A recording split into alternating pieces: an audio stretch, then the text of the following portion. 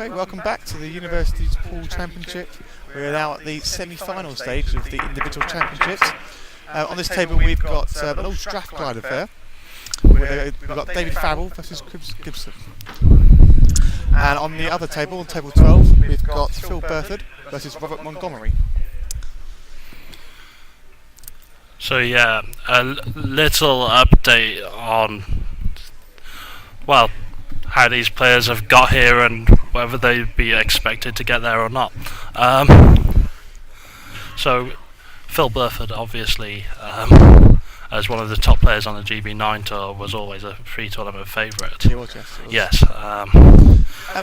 He dropped a few backs in there, and Adam Pike Liverpool gave him a good game in the last 16. And David Farrell, as one of our seeded players, is something, it was always in people's radar. Yes. Someone who could get to this semi-final stage. But as for the other two Strathclyde boys, while they're regarded as guys who could beat anybody else in a draw, they'll certainly be very pleased to have got this far, even if they get no further. Yes, Robert Montgomery was part of the Strathclyde, along with Farrell, the Strathclyde winning side of the 9-ball championship 2 years ago. Yeah, of course. So he's very familiar with 9-ball and semi-finals and finals. I think Chris Gibson might be a fresher or a second year. He's at least a second year. But obviously the big story is obviously 3 Strathclyde players out of 4. Yeah, so this is the entire Strathclyde first team in the semi-finals. Which is it's not unprecedented. Manchester managed this a few years ago. Yes, obviously the odds of that actually happening. So here we have on the lag. Obviously, you won't be able to tell by colour of shirt who's who. But David Farrell's just won the lag, and will of course break for the first rack. There's still a race to 5 winner breaks, and refereed by GB9 referee Martin Rice.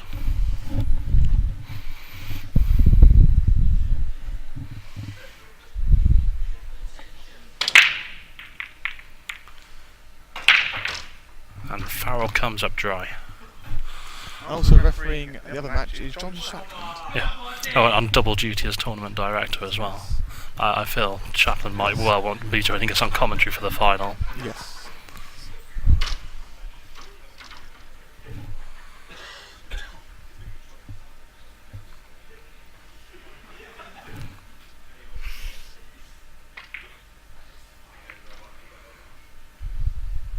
That's a nice save. We've got cover behind the 9 and the 8 there. I just realised I need to move the line that says semi-finals will begin shortly. Job done. Now you can see the table.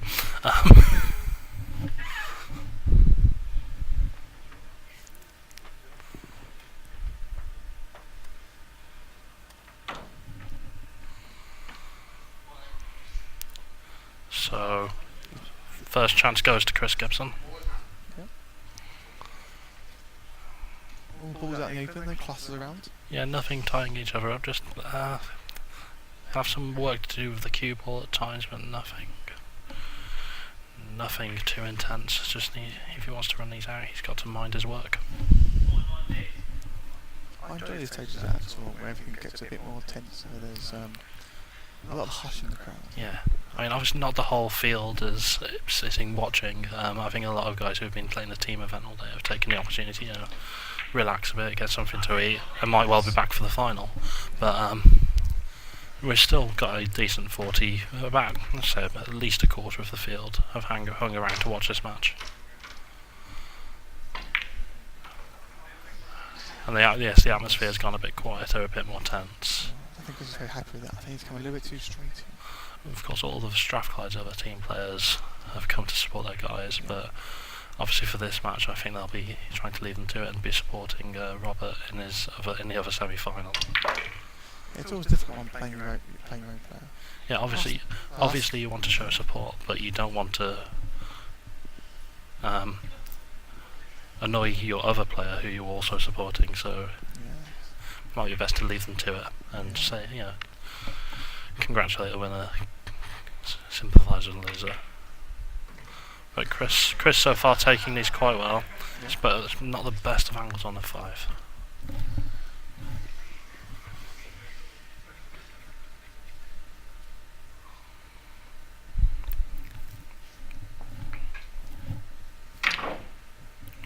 and because of not having enough angle, he's tried to force one and has ended up missing the 5. Obviously a bit nervous. It's the first time that Chris has reached this stage of one of our university tournaments, and against his own teammate, who already carries a big reputation. Chris knows how good he is, and so he'll be keen to go. He'll have seen a good chance to get off to a good start.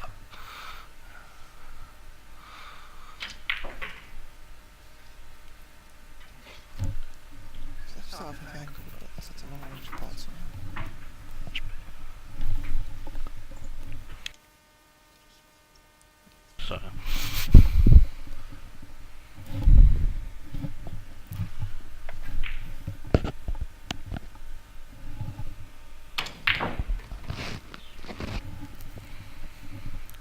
how's it coming?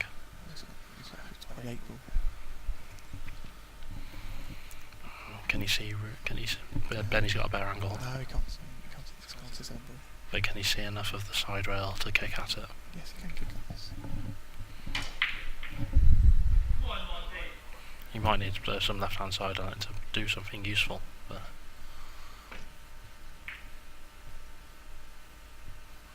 that's a fair shot. yeah, he controlled it, made sure it went at least awkward. No screams of combo from the crowd. It's that tense. We've had lots of 7-9 combos chance all day. Most of them from Strathclyde.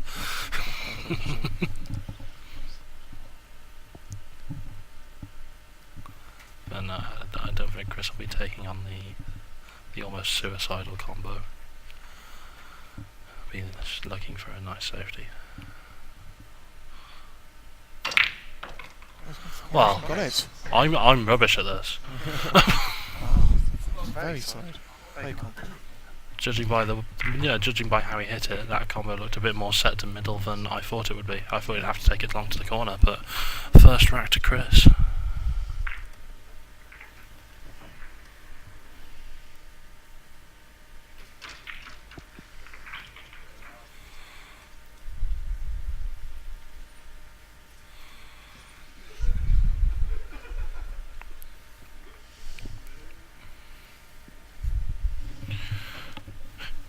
Shows a sign that he's feeling confident, and he's more than willing to take on the shots he needs to take on. He's not backing down. It's obviously a winner breaking format, so the winner of the last record breaks. It's quite a worth the break there. No shot at 1. He may be able to see the right hand edge of the 1, but I don't think there's too much productive he could do with it, other than we may see a push out. But he even if he's totally snookered, he might be tempted to kick at it from the top rail and try and get the snooker behind the 6. I say tempted. At this stage, you might not want to risk something like that.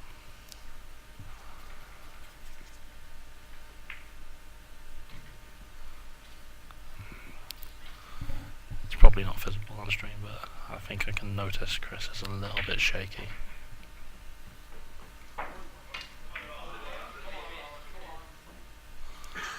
That was nearly a great shot, just a bit unlucky. No, it's all bad. He's gone 1 up.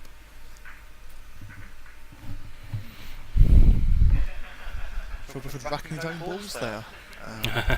On the front of the Chaplain rack there.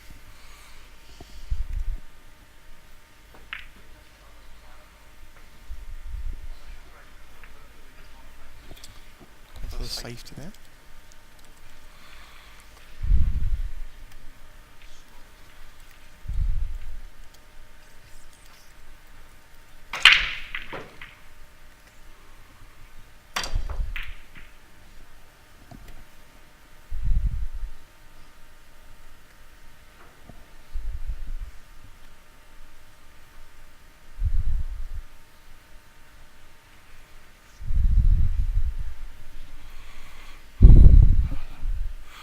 Keep that score on the other table in the top right and try and keep you updated as best as we can.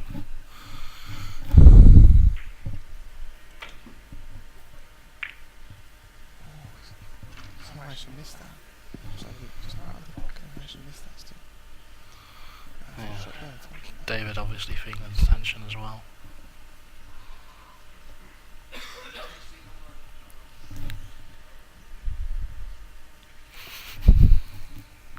Where's Adam Sykes?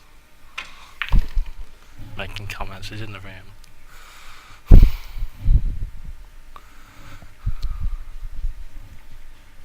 A combined 25 years in the game in the commentary box, he says. It's definitely not 25 years. I mean, it's at most like 18. Yeah, it's not that many. It's not really.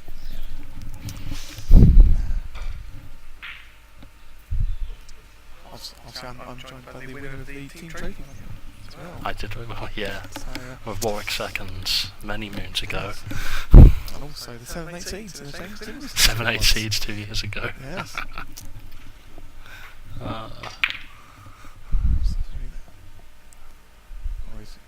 Just go back.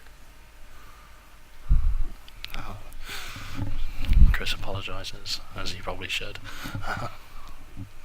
Obviously, a big degree of respect between these two guys.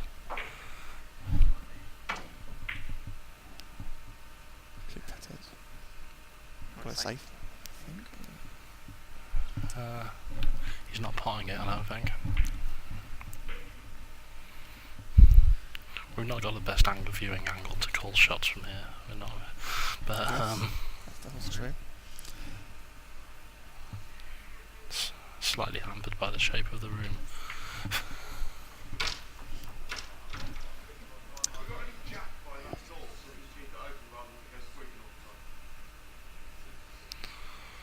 A bit of a disturbance as people enter and leave the room.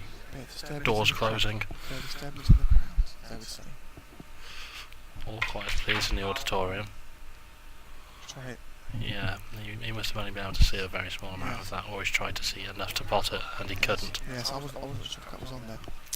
It was quite close. I was pretty convinced it wasn't on.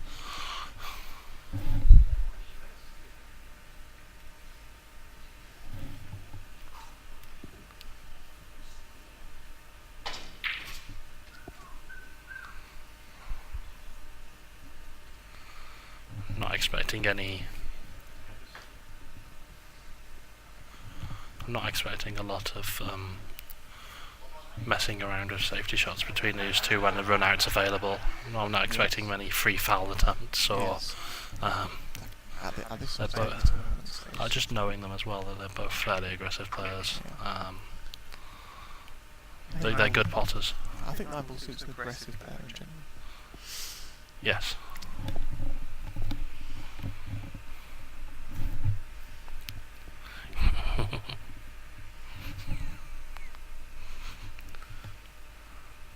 I hope Adam Sykes appreciates that if we're looking like Statler and Waldorf, we're definitely not the only Muppets in the room.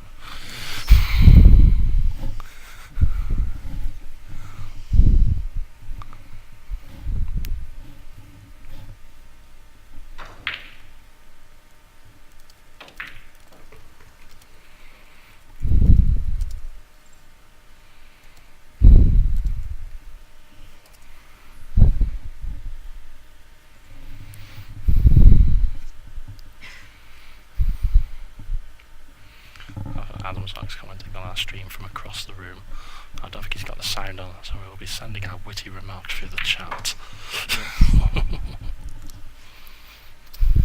Adam Sykes lost to Roy Montgomery actually in the last. Yeah, Adam Sykes was our #1 seed. Look at him now, sat down. That's a shock, maybe. Not really, but Montgomery's also a competent player. Don't get me wrong, so is Adam, but that's a nice shot, that is. race to 5 is short races. Yeah, yes, that was a very nice, well executed shot from David. It's 1-all. So David squares it up at 1-all. Shout out to Martin Royce from Mel Harley. Matt Harley firmly on Team Royce. Yes.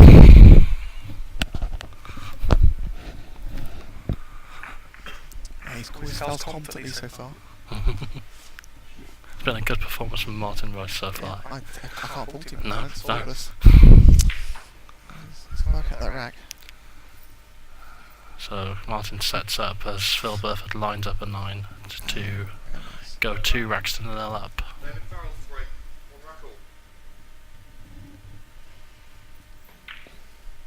record. Oh, and he's jawed it on the middle pocket. But he's got away with it. Now the Strathclyde crowd getting involved. Yes. As Farrell comes up, is he dry again? Yeah, no, no, got one. Just about.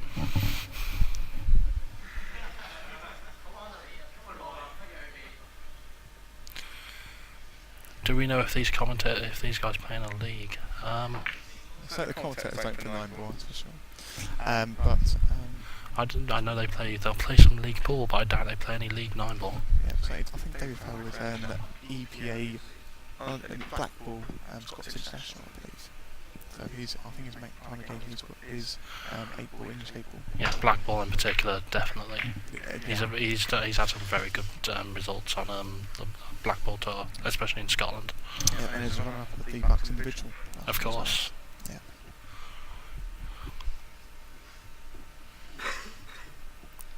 And Phil Burford did take that second rack eventually. He missed a 9. Got it safe, and Robert Montgomery was unable to get it safe enough to keep Phil from sinking it.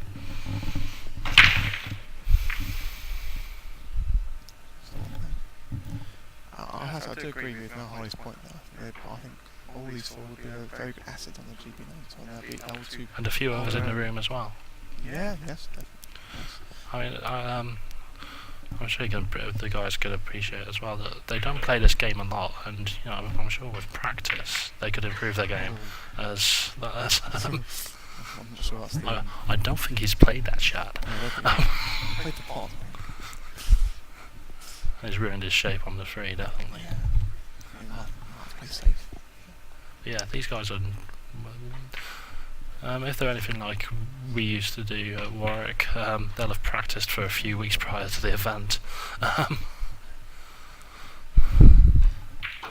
But I suppose that's for them to answer rather than us, how much they concentrate on this game. But Yeah, I think they're definitely A-ball players foremost.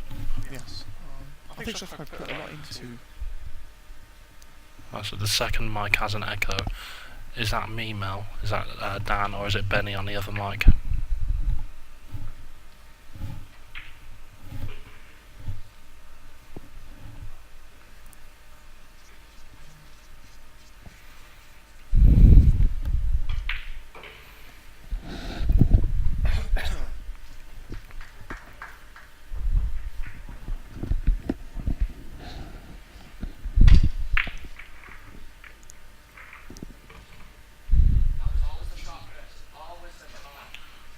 While on the table, Phil Burford break runs Oh, to go 3 up.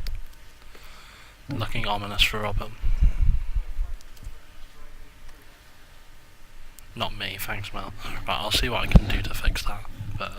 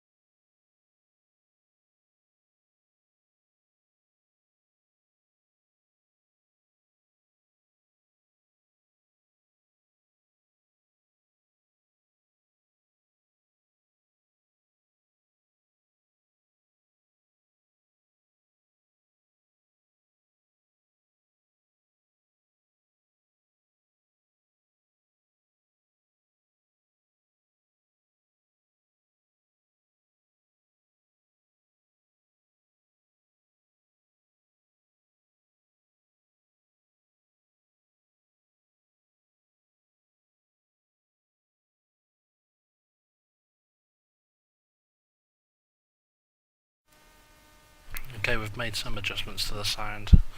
I would quite like some feedback on how it's gone. So I'll say some things, well, I've just said some things, if Benny could call the next couple of shots and see how we go. It's rather a basic headset I've got on here. So I apologise for that.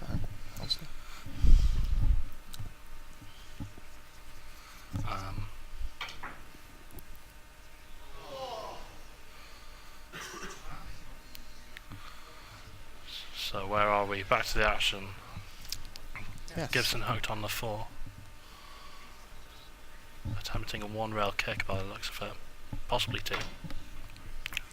Well, he ended up somewhere in between the 2. Yeah, that was some far where that was. I think he wanted a lot more right hand spin on that one. David will definitely be hoping he can capitalise and take the lead.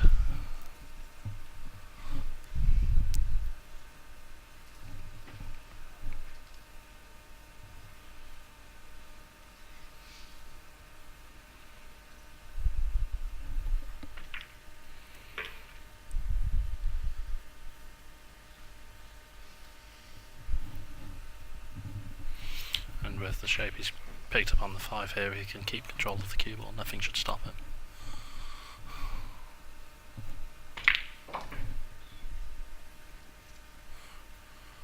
Alright, thanks Tom. Sorry, shouldn't have revealed your identity. Quack quack.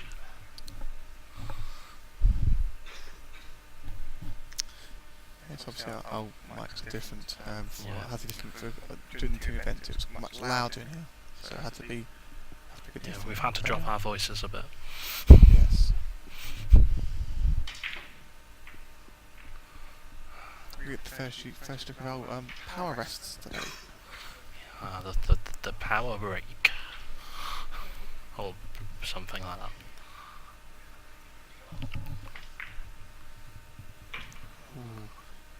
Okay, use those jaws. Well, that's out. You'll just have one. The only just needs to be. Yeah, the 8's not tricky, but it can be. It can be messed up. Yes, it's about pacing.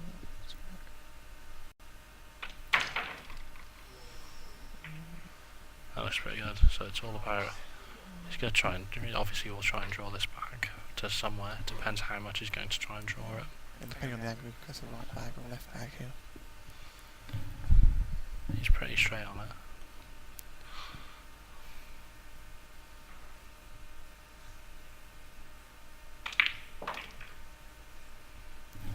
Oh, it's not perfect.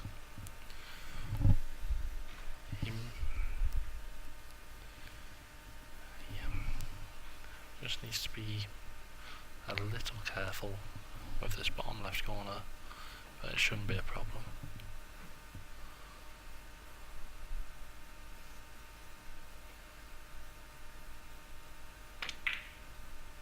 Oh, it's just an 9 ball. Yeah, the 9 was the problem.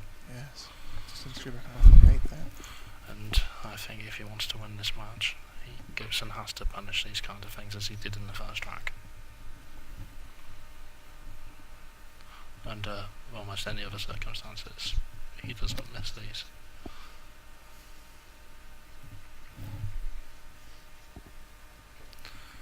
So the Echo can't understand Benny at times.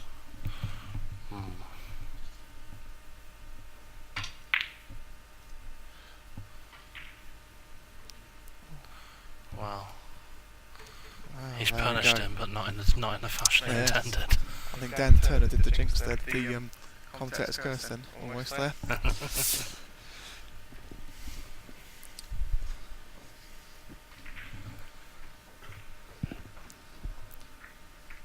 Obviously I apologise for my echo at home.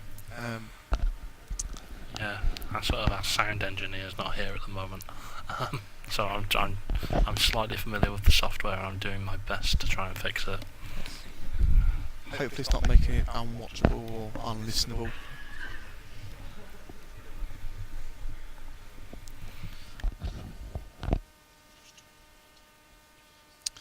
Yes, so Montgomery in trouble on the other table. Length of table. Black on top rail, white on bottom rail.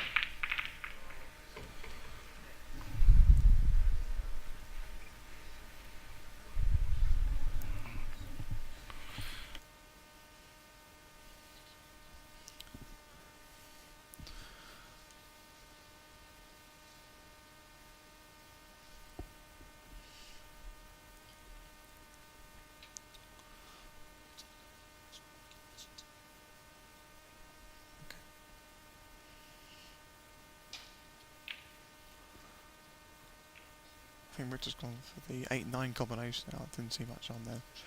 He's left Phil Bertha with a nice 8-9 to go 4 up. Yeah, just listening to Benny's mic, there's definitely an echo, but I can't work out where it's coming from. So we'll persevere as best as we can. Phil Bertha's gone 4 up on the other table. Yes.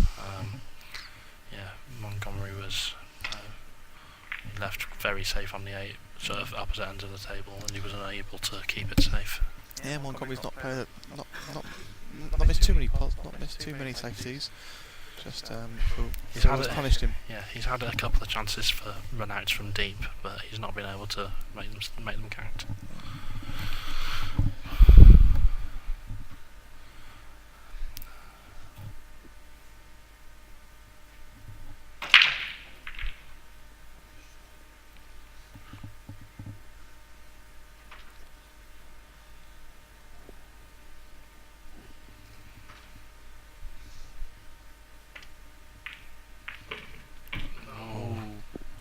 I think he's played for the 1-8 billiard there and gone in. Oh, sorry. Oh, yeah, he just caught it. 1-6 billiard. Caught it too full, and he's followed it in.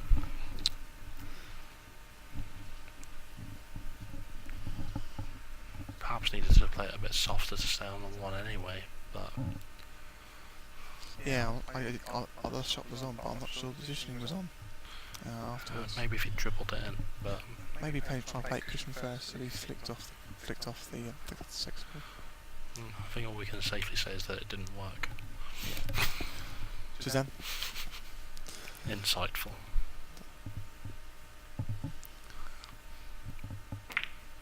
Still better than where's the cue ball going. Yeah, the final is immediately after the conclusion of the semi-finals. Yeah, well, as soon as we've given the lads a break to, I don't know, go to the toilet, get a drink. Looks like Phil might have quite an extended break. Careful. Yeah. Phil obviously 4-0 up, race to 5. He'll want to get this finished off as quickly as possible and let the other guys on this table sweat it out. Yeah, exactly.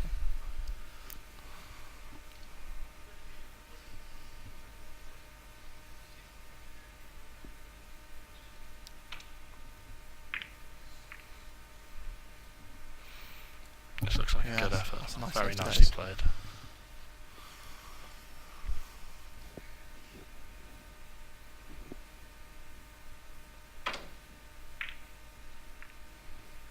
That's a good solid hit from Chris. Excellent return as well. Yeah, it's got to be. I think he had a bit of luck getting a nice snooker behind the 7, but it's a good escape. Yeah, the final will be played immediately after this, these matches, and then I think the plan is to bring coverage of the finals of our 10-ball crash event, Yes. which we'll have some details on later. Yes. I might explain it, and then we'll have a break between semi-finals and finals, and I'll explain what that is. Yes, the 10-ball crash has proved quite popular with our players. It's a bit of fun. There's a bit of cash. It is, exactly. And we've got 8 players in our final. Yep. And they've all got a score of 9 or more. We'll explain how Yeah. scores work. Yeah, that's going to make no sense without us explaining it. That's very true. That's also very true. So. That's good standard.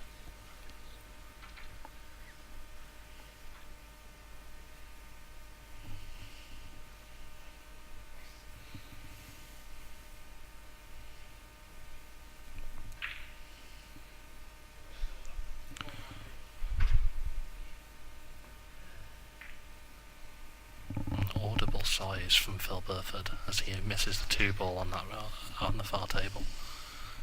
Yeah, I haven't seen him miss much, I have to say. No.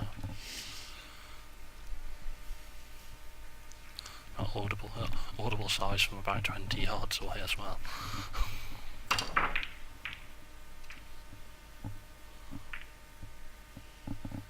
He's fallen up, but he doesn't look too impressed with how he's playing. No, but he's doing the job. Montgomery doesn't look impressed with himself either, to be fair.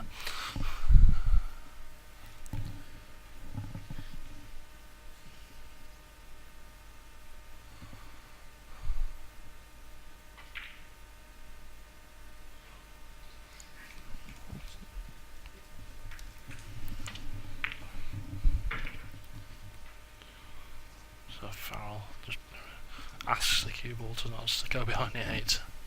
Cue ball politely obliges. Just a little work to do here. Needs good control.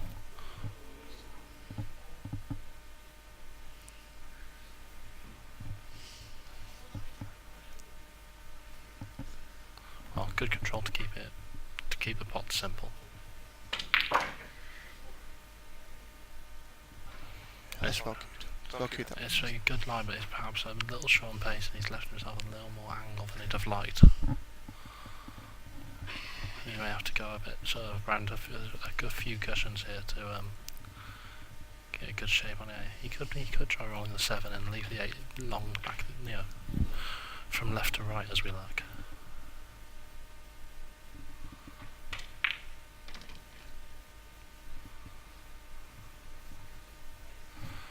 So a big shot here. He's got options. He's got options. I'm not sure he'll fancy banking this across the table if it's even on. The cut down the rail looks more to me like the shot he'll want to play. Yes, I was going to Or suggest the the safety. That's a very good effort there. Yeah, I meant the shot he'll want to play if he takes us on. Yeah, that's a very good toss shot there. Yeah. He doesn't want to hand Chris any more frames. 3-1, well, it's certainly not over. It starts putting a lot of pressure on. It does, yes.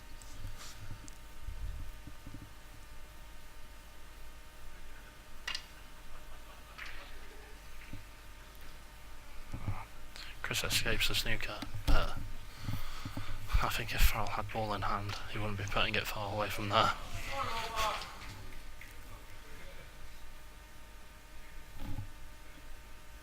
Has he bashed the table yet, Phil? I don't think so. He sat down rather aggressively at one point, but he's kind of lost the racket, so no.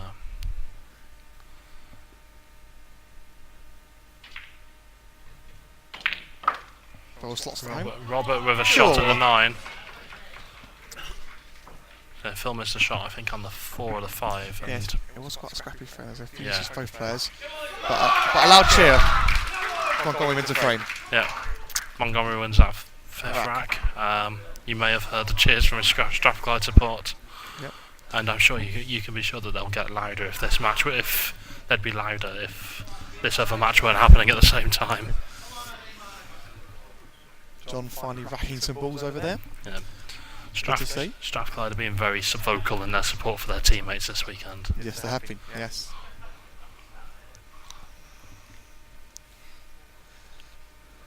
Which, if there's someone playing against a team who are giving that level of volume in general, can be quite intimidating.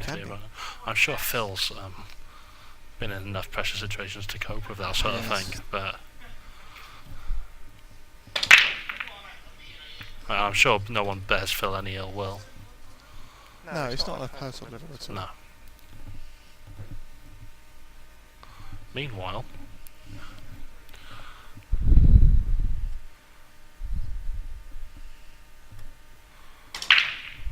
we're 2-2 on this table now, aren't we?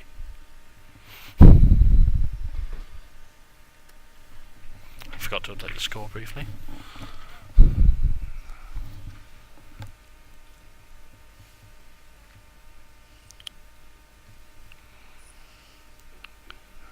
Again, nothing tied up on this table. We've been seeing that a lot after the breaks, but just the situation has made them a bit scrappy. The 5 a bit awkward. Yeah, it's rather awkward place. On the rail, near very close to the middle cushion, the middle pockets. Sorry. But he looks like he's got a nice angle on the 4 to screw over. Oh, he's gone stun with side. Oh, not that side. He's not behind the 6, but it's not as good as he'd have liked it.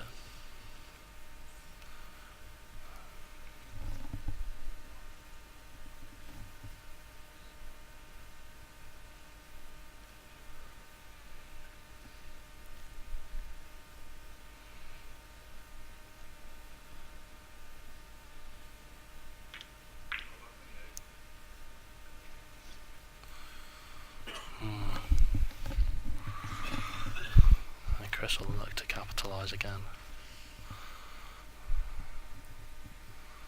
I think thinking back, Chris has Chris put on like a run of balls yet to get his arm going? Really, I know the couple of racks he's already sort of mopped up an 8 or like something like an 8 and a 9 at the end. Yeah, obviously he flicked the 9 as well. Well, he's certainly in the match. He might do his confidence some good if he can finish these off. Likewise, it could damage it significantly if he doesn't finish them off and David punishes him for it. Exactly that. Yeah, a bit of tension and the arm overhits the shot.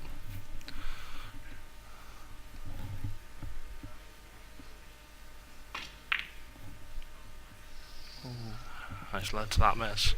Yeah, Mel. I think it's a good game to. I think 9-ball at this sort of non-pro but still decent player level.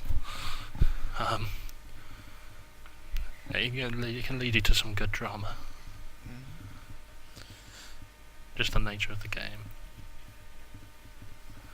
I think at pro level sometimes the players are too good and they don't miss enough to keep it interesting. But especially here, and that's very fortunate.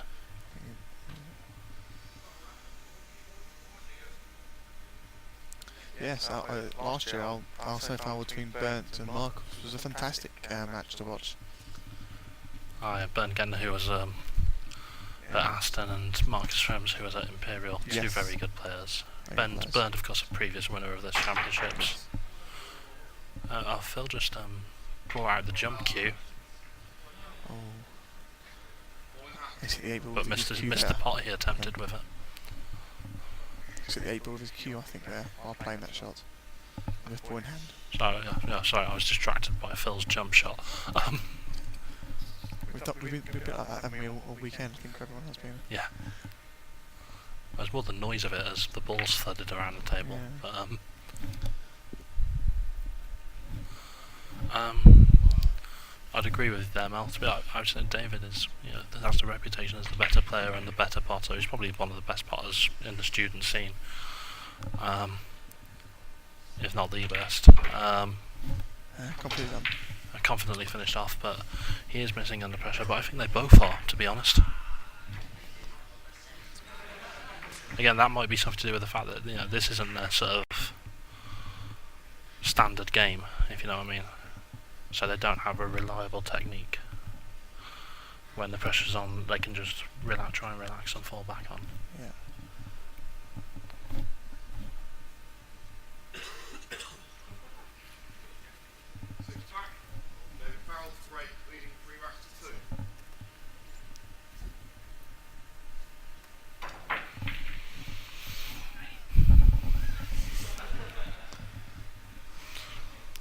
So the Strathclyde support for Robert Montgomery has increased with that rack he's won, and I think there's a bit of belief coming over here. Robert seems to be in a better frame of mind as well. I think possibly the pressure might be off him now. That he's got a rack on the board. Yes, if he gets back to say 4-2, 4-3, maybe the pressure will switch back. Well, I don't think there's really any pressure on Phil at the moment, but if he gets to 4-2, and especially if he gets to 4-3, it starts to build on Phil. And while his previous experiences should allow him to deal with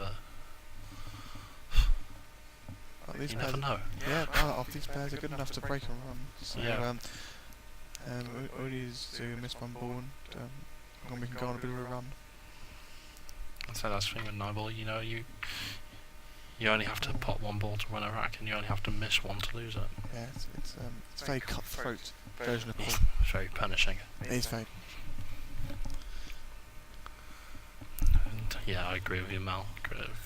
Farrell Gibson looks like it could easily go all the way. I didn't see either of them running away with it pre-match. I'd have picked Farrell as a winner, but I'd have not been confident enough to put money on it.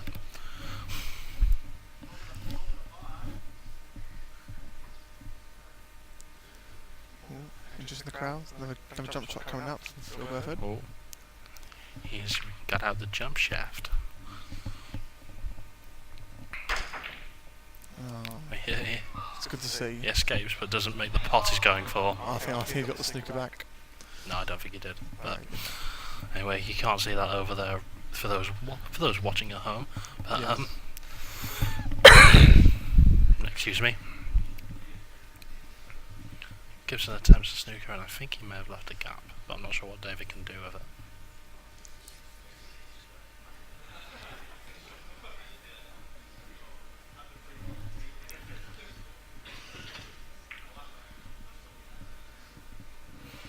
Looking for cover behind the 5. Can't really look a bit of a safety battle on this table at the moment. Yeah. David Farrell says. Quote.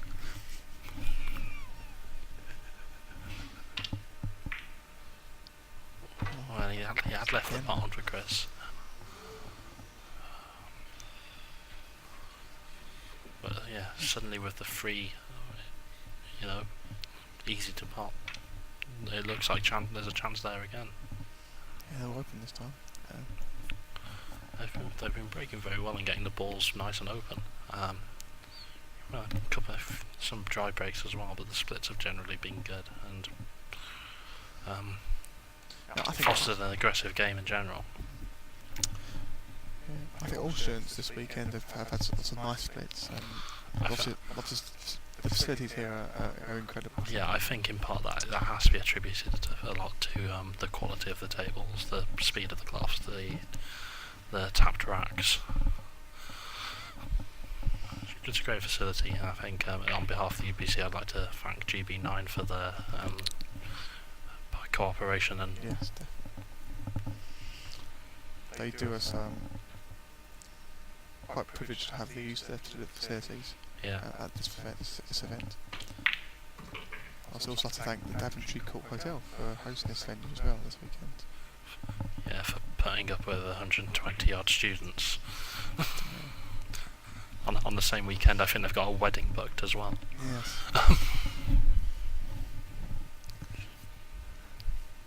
Could lead to some interesting clashes this evening.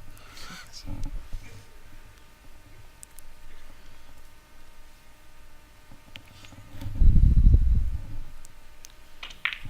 But Farrell, if he gets his shot right, well, a bit over here, he's still on it. He's looking to take this to the hill. Big old difference between 4-2 and 3-all. Huge. Pressure on Chris and not to miss a shot.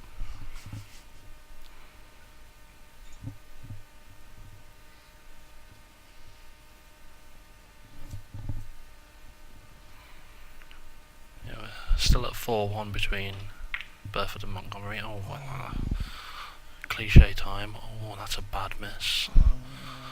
He's left it awkward, but that should be synced. It's all hard to get the line. Yes, it was the shot on the 7 that overrunning that left him with a shot he didn't like on the 8.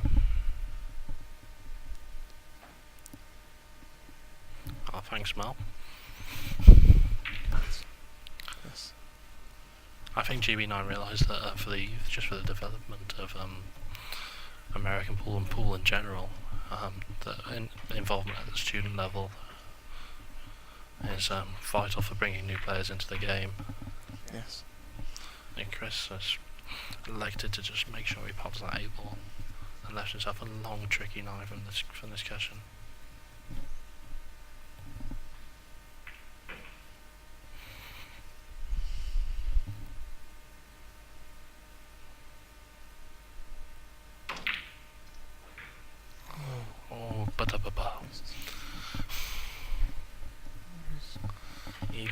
News.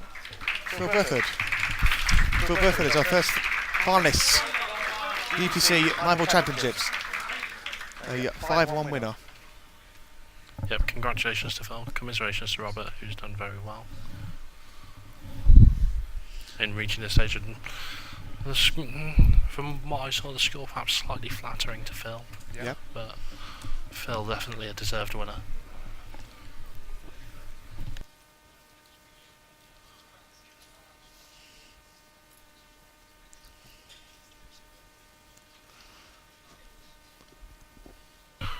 Robert, of course, picking up £50 of prize money for his efforts there.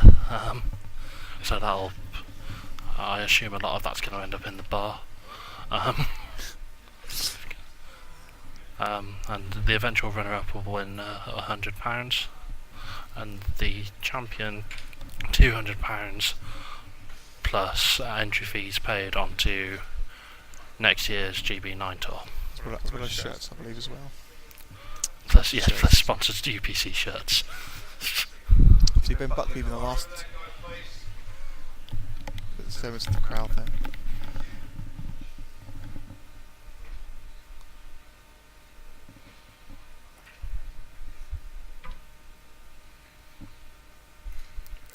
So Chris missing the 9 got away with it slightly. I think this may cut, but it's a very tricky level. Definitely missable. David obviously taking his time. He's made the parts. Where's the cue ball? Where's the cue ball going? He's done well as part of that and takes it to 4-2.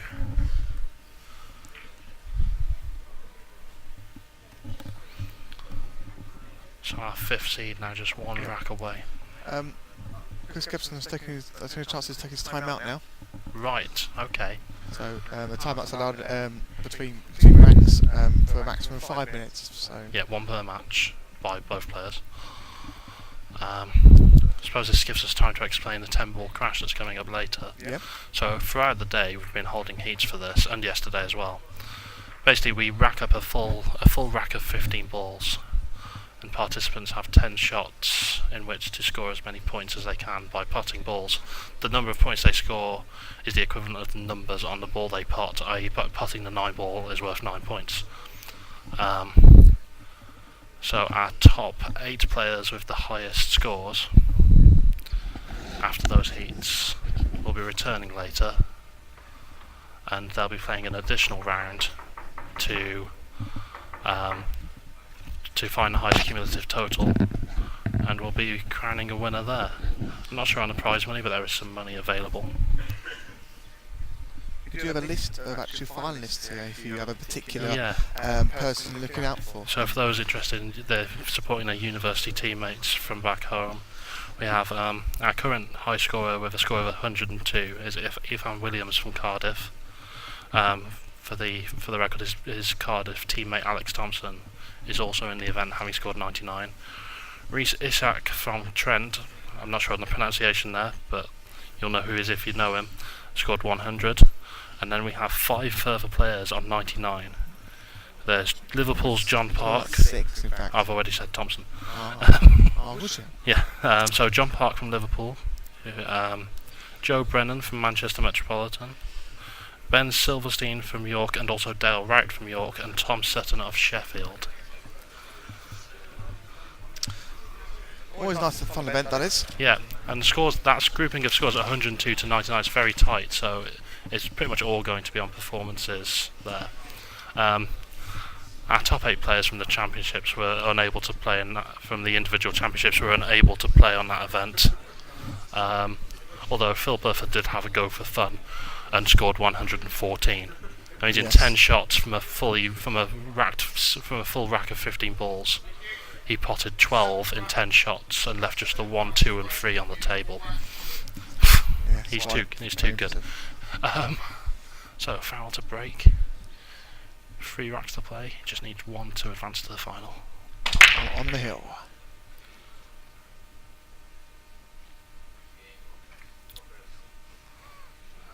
Now all attention turns to this match. The Strathclyde boys are getting over.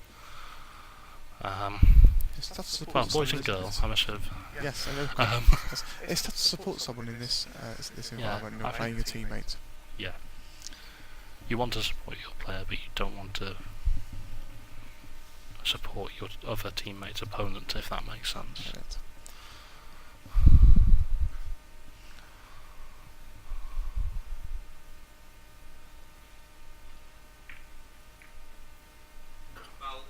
Right. Not really a cushion on that Martin Roche calls a foul for failing to reach a rail. That's sloppy over that one. Yeah, I didn't think we'd see a lot of free fouls, but This looks like a good chance, if I'm honest. But yes. Well, the balls are with- not. The balls are they're not not. they're not really. They're not really set up for running out. So I wouldn't blame him for having a go, try and get a free win, as it were. That's nice snooker there. We should be on 2 fouls at least. The one perhaps a bit in the open for making the third snooker easy, but then again he might just get the foul and try and run them out.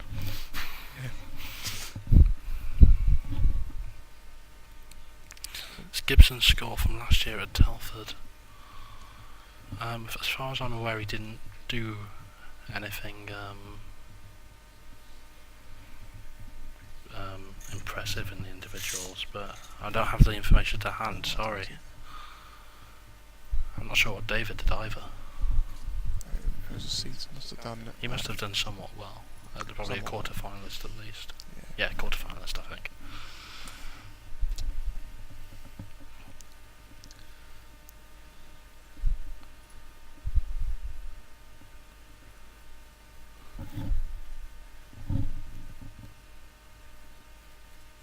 Say hi to James Little there.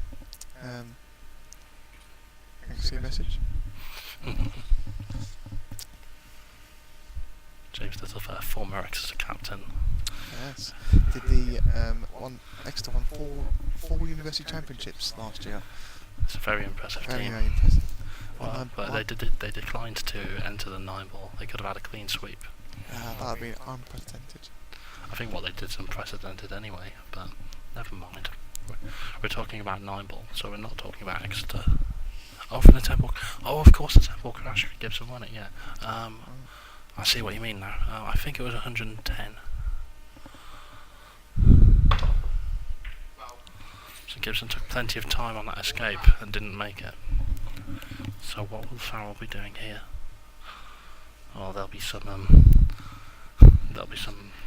inter-team discussions of some sort if Farrell was to close it out on the free foul rule. Yes. But it looks as though Farrell's attempting to run these out.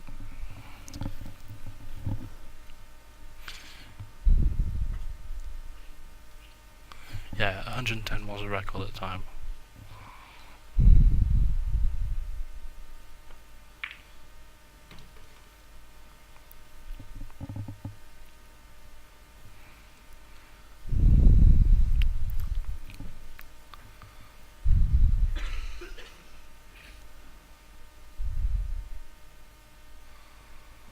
So of course David still has 2 fouls to fall back on if he loses position, but I always feel a bit anticlimactic winning a match. with it 3 would be, fouls. especially when you've got all these people watching and Yeah, I feel a bit anticlimactic. But But obviously you'll take it anyway. It oh yeah, comes. you're not going to turn it down, are you? But No.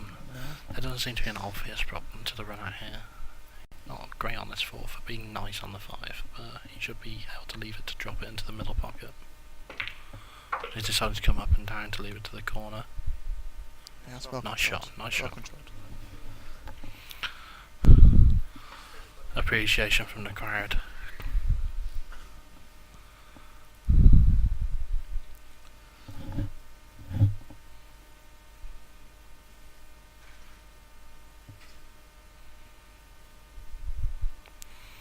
Just needs to hold it together for 5 more shots and he's in the final.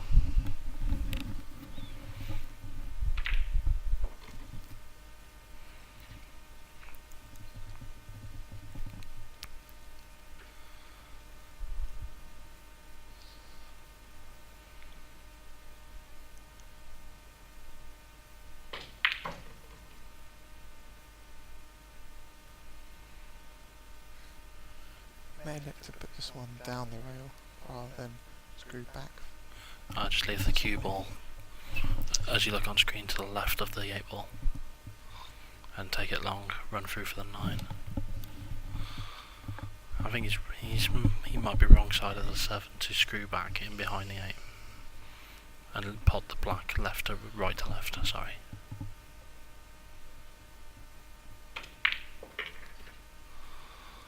I'm not sure what he's played, but that's not great. It still goes, Yeah, but still well shot.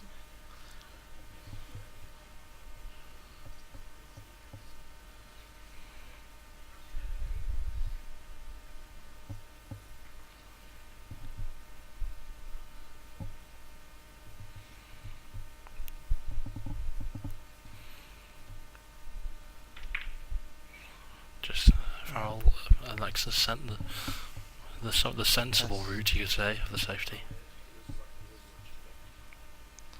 Yes. It's very Martin Rush with the 2 foul warning there. Still an impressive performance from the referee. Yes.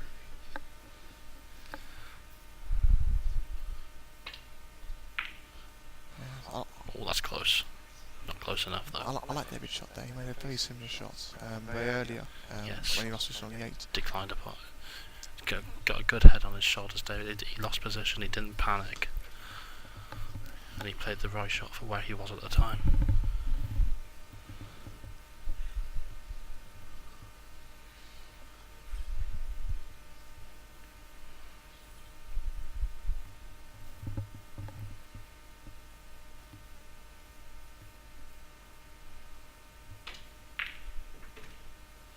Oh, that's a nice shot. He's on the rail though. Behind the rail. He's not tied to the rail. He can get out. He should be able to get to the centre of the cue ball pretty easily.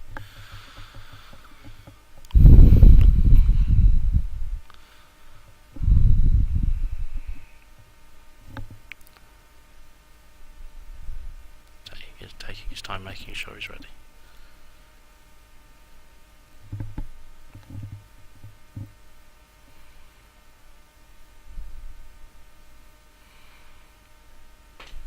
It's in.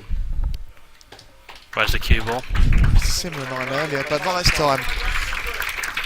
David Farrell completes our lineup. Yes, congratulations, David. Chris put in a great effort there. So I think we'll be giving David a few minutes break before we call the final. Yep. And also, it'll be a while, but I think there'll be a few pre-match photos and that sort of thing. Yes. So the final will be David Farrell, Strathclyde. This is Phil Burford of Teesside.